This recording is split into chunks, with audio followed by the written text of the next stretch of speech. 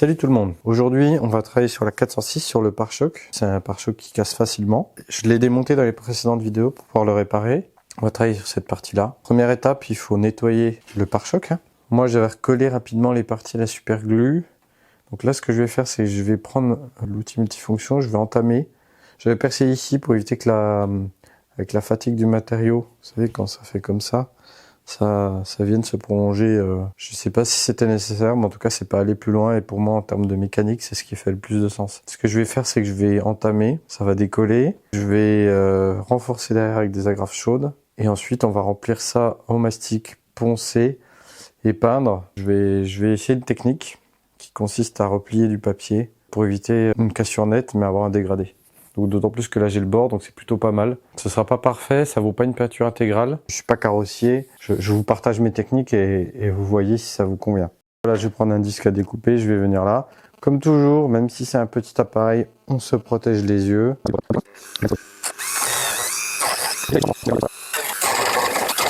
Je vais aller jusqu'à mon petit perçage que j'avais fait ici. Et là, là vous le voyez peut-être pas, mais moi, je suis déjà plus de niveau ici. J'avais vraiment, quand j'ai recollé, une différence de hauteur. Et là, le fait d'avoir libéré la pièce, ça m'a permis de remettre ça nickel. Donc là, je vais reprendre jusqu'au trou et après on grattera et ce sera bon pour cette découpe. On a pas mal. Et on va déjà mettre les agrafes en s'assurant qu'au niveau alignement, on est plutôt bon. Donc ce que vous pouvez faire quand vous avez un doute, vous regardez de l'autre côté, voir à peu près comme c'est fichu. Plus l'étape préliminaire est bien préparée, plus vous y passez de temps, moins vous aurez de boulot de finition à faire après. Donc étant donné que je suis pas carrossier, je vais essayer d'être méticuleux au niveau de cette soudure plastique qu'on va faire, en fait, cette soudure à l'agrafe, pour éviter d'avoir tout à rattraper au mastic après, quoi. Je vais mettre un serre-joint ici. Comme ça, là, je vais mettre la première agrafe en dessous et puis remonter. À la fin, j'enlèverai le serre-joint et je mettrai une agrafe à ce niveau-là. Donc voilà, petit serre-joint. Je vais déjà le mettre comme ça sans trop réfléchir, voir si ça me semble cohérent. Enfin, on va pas non plus y aller comme une buse. Ça m'a pas l'air de faire trop de tension. Donc pour ça, j'utilise un pistolet. C'est quelque chose que j'ai déjà présenté dans un short et qui utilise, qui propose tout type d'agrafes, donc des agrafes de cette forme. Donc il y en a des plus ou moins fines, vous voyez, celle-ci, je pense que je vais me servir de ces deux types. Là où j'ai moins de place et ainsi de suite. Donc ça, c'est à vous d'aviser. Donc une fois que vous avez votre agrafe, il suffit de l'insérer dans le pistolet. On appuie, bon là il est éteint, il y a une petite LED qui s'allume. Vous allumez, vous allez voir l'agrafe changer de couleur. Vous l'insérez dans le plastique, vous relâchez, vous laissez refroidir. Vous retirez. Pas retirer tout de suite, parce que comme c'est chaud, l'agrafe va partir. Il y a un peu de résistance pour la maintenir là-dedans. Donc attendez que ça refroidisse. Il faut être patient. Donc je vais brancher tout ça et puis je vais mettre les agrafes derrière et je vous montre à quoi ça ressemble. Je fais ça hors caméra parce que là ça va rien vous apporter et que des galères pour moi. Donc là j'ai fini. J'en ai mis à peu près tout le long. Voilà ce que ça donne. On peut voir que on voit des marques d'agrafes là. Parce qu'en fait parfois il arrive parce que quand ça fond, ça prend de la chaleur, le plastique fond très vite. C'est vraiment pire que du beurre. Donc vous pouvez arriver, ça peut vous arriver d'aller trop haut. Là, ça m'est arrivé. Ici aussi. Ce que vous faites, c'est que vous gardez un peu de chaleur, vous ne relâchez pas tout de suite et vous tirez un peu vers le bas. Donc ça va laisser la marque, mais c'est pas grave, on va la nettoyer, mais au moins vous n'aurez pas le métal quand vous allez poncer. Vous pouvez mettre vos agrafes, faire vos ajustements, puis après vous rendre compte que, je sais pas, là par exemple c'est le cas pour celle-ci, elle est trop haute. Dans ce cas, ce que je vous recommande de faire, c'est de remettre le pistolet après l'agrafe. Donc, faut pas couper tout de suite, c'est mon conseil, si possible. Et puis de réchauffer un coup et de retirer en arrière. Ok, vous aurez la remarque, mais ça, de nouveau, on va la poncer. Mais au moins, vous n'aurez pas le métal qui dépasse. Il faut pas que le métal dépasse, sinon ça perd tout son intérêt. On va avoir du métal à fleurs, c'est pas terrible. Je vais vous montrer derrière. Donc derrière, voilà ce que ça donne. On a les pattes métalliques. Et ça, il faut essayer d'utiliser la plus grosse agrafe possible par zone, mais en respectant quelques règles. Par exemple, ici, j'ai utilisé une petite agrafe dans cet angle-là. En fait, idéalement, j'utilise celle-ci, parce qu'elle couvre le plus de surface, elle va avoir plus de force. Maintenant, il y a des endroits comme là, où j'ai utilisé une plus petite agrafe, parce que si j'en mettais une comme celle-ci, dans une zone comme celle-là, elle ferait pas contact partout, ou elle se mettrait en biais. Donc, il y aurait une zone une partie qui aurait tendance à être saillante et sortir de la carrosserie, puis une autre trop basse. Donc en fait, ça servait à rien de mettre une trop grande agrafe ici, parce qu'en fait, elle faisait pas le taf correctement. Alors qu'une plus petite fine agrafe, elle va mieux s'adapter à la zone. Donc pensez à ça. On va pouvoir commencer à préparer la zone pour le mastic et aussi à couper les pièces métalliques derrière. Moi, ce que je recommande, c'est qu'on va poncer forcément, et je vais poncer un petit coup avant tout. Pourquoi? Comme j'ai dit, les agrafes parfois elles ressortent, on doit les retirer. On pense peut-être qu'on a assez retiré. Là, j'ai un peu gratté. De toute façon, je m'en fiche, hein, je vais refaire la peinture. Mais j'ai un peu gratté, je sais qu'il n'y a plus de métal. Mais parfois, on a un doute. Vaut mieux poncer un petit coup avant. Et si on tombe sur du métal, on sait qu'on doit retirer un petit coup l'agrafe. Donc moi, je fais un ponçage à l'eau. Je commence au 400. Là, je suis pas très prononcé sur la longueur. Hein. Je fais ça très localisé, très doucement. Je prends une cale voilà qui est en mousse quoi, spongieuse. Donc si vous avez une éponge, coupez-en un bout à votre forme et prenez. Voilà. Je pense bien à mouiller le matériau de ponçage et puis aussi la zone. Hein. On est pas radin. Et voilà, j'y vais doucement. Je passe le doigt de temps en temps, voir si j'ai pas des endroits qui méritent d'être plus poncés que d'autres. Là, je constate qu'ici, ça a l'air plutôt pas mal. Là, je sens qu'il faut que je reponce un coup. Et là, clairement, j'ai pas poncé, donc je vais reprendre. Et si on a un doute, de temps en temps, hop, on passe un coup de chiffon. On regarde la zone, voilà. On voit clairement, là, il reste il y a une grosse partie, un peu là et là. Donc on mouille à nouveau. Et on y repart. Voilà, donc je fais ça hors caméra et je vous montre ce que ça donne après. Ok, donc j'ai poncé. Je dois dire que je suis plutôt satisfait du ponçage et de ce que ça donne. C'est plutôt lisse. J'ai pas été très longtemps, j'ai pris le temps d'arrêter, de nettoyer, de passer le doigt. C'est important d'utiliser le toucher, c'est vraiment voilà le ressenti que vous avez. Hein. Je suis parti sur une zone à peu près comme ça, vous voyez, de ponçage, pas très élevé. Le but, c'est d'éviter de s'étaler parce que quand on va vouloir après poncer le mastic, poncer plus large avec un grain plus élevé, on va vouloir élargir un peu pour faire le dégradé. On va commencer à préparer le mastic. Donc au début, je voulais entamer le côté du plastique, vous voyez, en faisant une gorge. Mais en fait, je trouve que c'est plutôt bien fait. Et de toute façon, le mastic, il faut savoir une chose, c'est qu'il vaut mieux trop en mettre que pas assez. En mettant un peu trop, on pourra en enlever. Si vous en mettez pas assez, vous aurez des trous. Moi, j'utilise voilà, un mastic bicomposant. Pour mélanger, je racle. Voilà, on étale, on fait comme ça jusqu'à ce que la couleur soit homogène. Je vais mettre ça au mieux.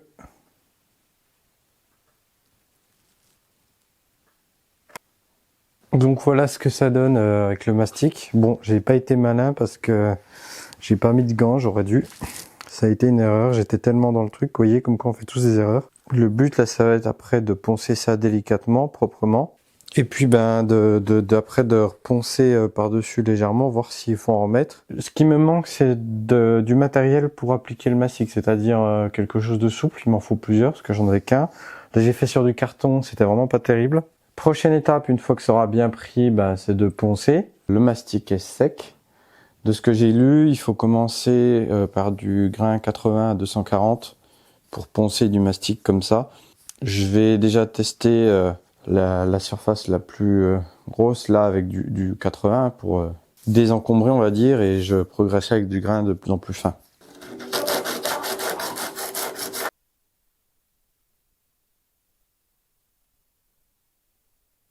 Donc ça y est, j'ai poncé au gros grain. Alors comme toujours, hein, cette fois-ci j'ai mis les gants, puis comme toujours, masque respiratoire qui va bien pour ce genre de poussière fine. J'aurais pu faire mieux, c'est sûr, hein, je suis débutant. Notamment là j'ai mis du mastic trop bas ici, ce qui fait que j'ai dû poncer un peu sur cette partie-là. Ça m'embête, mais bon, je vais faire avec. J'ai certainement encore une trop grosse couche de mastic. Je vois qu'en regardant de très près, j'ai des points de vide, des petits points comme des points de punaise, vous savez, qu'on accroche au mur. Très léger, hein, vraiment même plus petit. Il faudrait un mastic spécial encore plus fin que je n'ai pas. Je vais pas l'acheter de toute façon parce qu'un jour je ferai ce pare-choc. Je vais pas non plus faire un truc de malade. Pour une première, c'est déjà très bien. Je suis plutôt satisfait. J'ai vérifié que c'était doux quand on passait. Alors oui, idéalement, il faudrait le faire main nue. Je vais préparer le masquage pour mettre un coup d'après. Sachant qu'en termes d'après, pareil, c'est la récup. C'est pas du tout fait pour ça, c'est un après anti-rouille. Au moins le plastique il rouillera pas.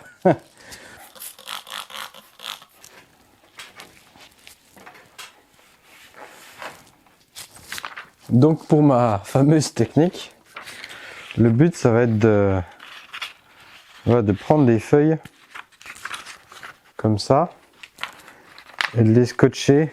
Je règle à peu près où je veux que ça arrive. Je scotche comme ça. Ensuite, comme ça. Et l'idée c'est que la peinture, quand elle va venir frapper ça va en prendre une partie quoi. Mettre le masque pour respirer. J'y vais.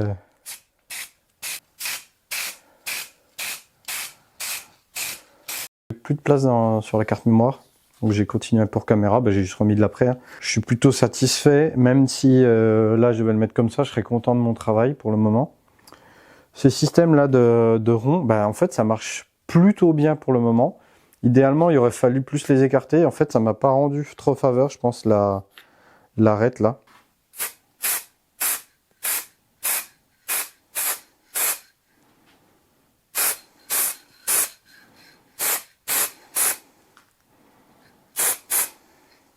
Ok, là donc j'ai laissé le premier voile sécher. Il y a du marquage là et là, mais le dégradé a l'air de fonctionner. Donc ce que j'ai fait, c'est que j'ai enlevé tout ce que j'avais mis et j'en ai refait mais plus large. Donc là ce sera les passes de peinture, je vais en faire encore 2 je pense. Après ce sera passe de vernis.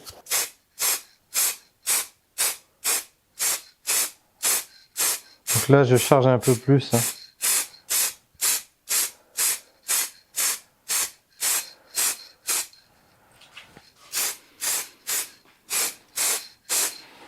Je pense qu'en termes de transition, ce sera pas mal. En tout cas, la couleur ressemble.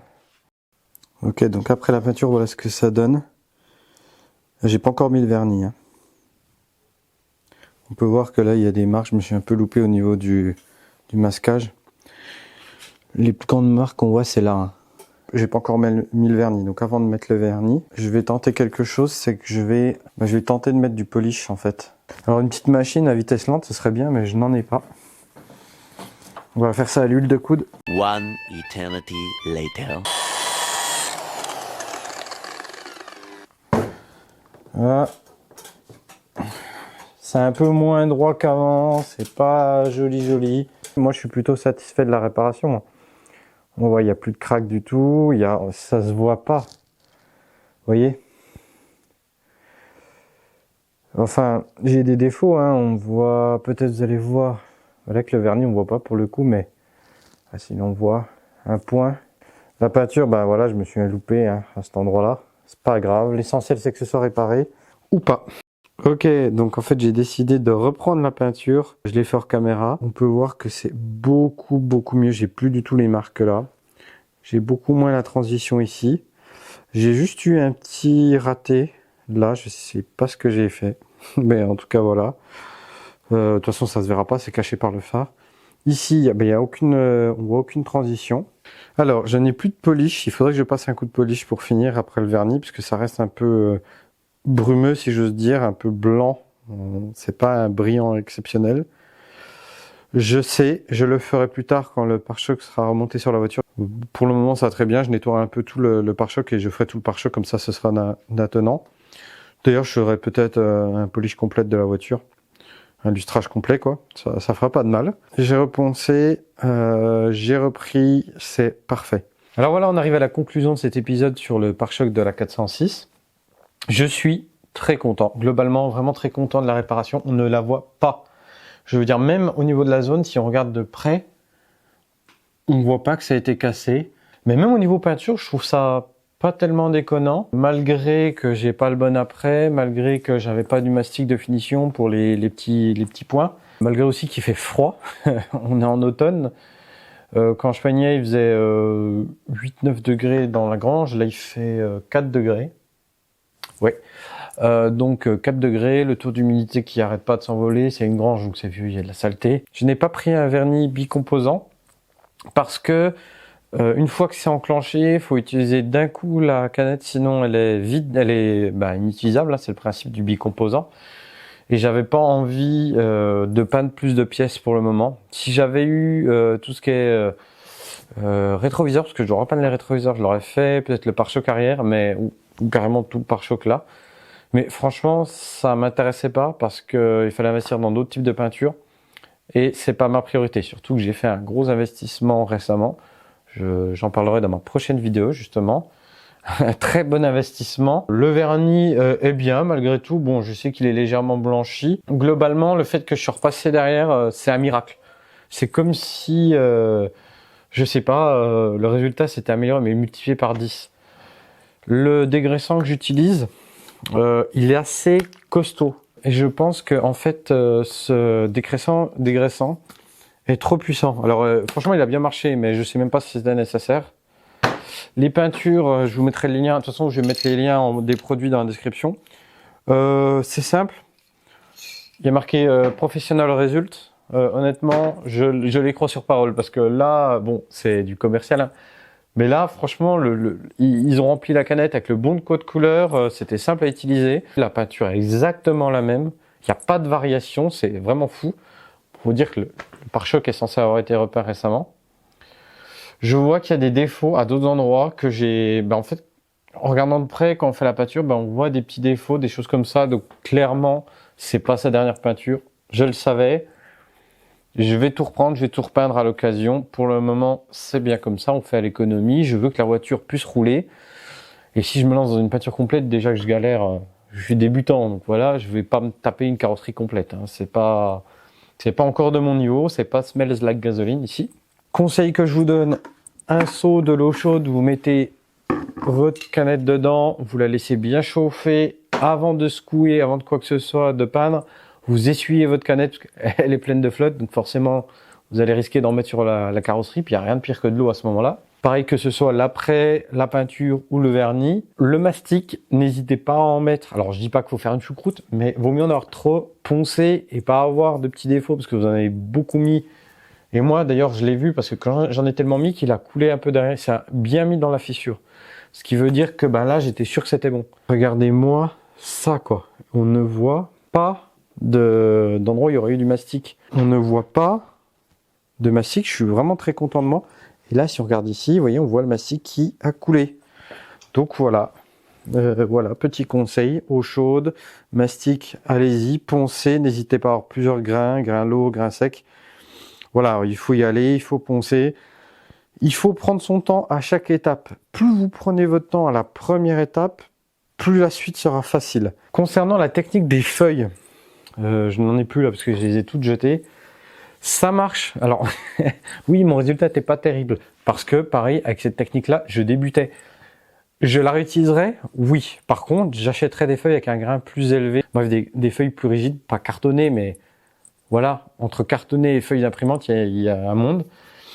Parce qu'en fait, quand je les repliais, elles ne gardaient pas la forme galbée. Et ça, c'est important. Pareil, j'ai fait la bêtise de vouloir scotcher les limites avec du scotch, ce qui fait que malgré que j'avais ma feuille en galbe, la peinture, elle faisait bien le dégradé, mais elle venait s'arrêter sur le scotch que j'avais mis en dessous. Donc ça faisait quand même une cassure. C'est un peu un contresens. Pensez bien à ne pas mettre ce scotch, le protéger la zone, mais voilà. Et n'hésitez pas à, là par exemple, moi j'ai mis ça ici, j'aurais dû le mettre plutôt par là. Comme ça, là, toute cette zone en dégradé. Moi je me suis dit, ça suffit. Non, on sent bien que le dégradé, il lui faut de la place. Mais ça marche superbe. Le problème le plus grand que vous aurez, c'est au niveau des angles, où il y aura un manque, un angle à 90 degrés, à moins que vous arriviez à jouer.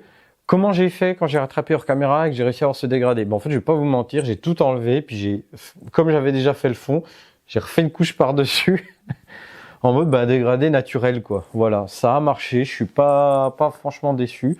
Alors on voit là qu'il y a on le voit, hein. D'ailleurs, je pense que quand on regardera en vrai, la peinture, elle sera pas si belle que là dans mon atelier, mais peu importe. Voilà, j'ai pas de cassure nette et de loin, ça fait l'effet, quoi. Voilà, et c'est beaucoup mieux que d'avoir un truc cassé là. Alors, une dernière chose pour conclure sur cette vidéo, pas cette vidéo en général, mais sur cette année, je m'étais donné un objectif et grâce à vous, j'ai pu l'atteindre. Cet objectif, c'était d'avoir plus de 500 abonnés, enfin au moins 500 abonnés cette année. Je suis à 502 à l'heure actuelle. Je trouve ça mais impressionnant, je m'attendais pas. J'ai commencé l'année, je crois qu'une centaine d'abonnés, un peu plus. Le J9 a tout fait exploser. Alors il reviendra, bien entendu, je vais le faire rouler, il aura le contrôle technique. C'est une obligation que je me donne.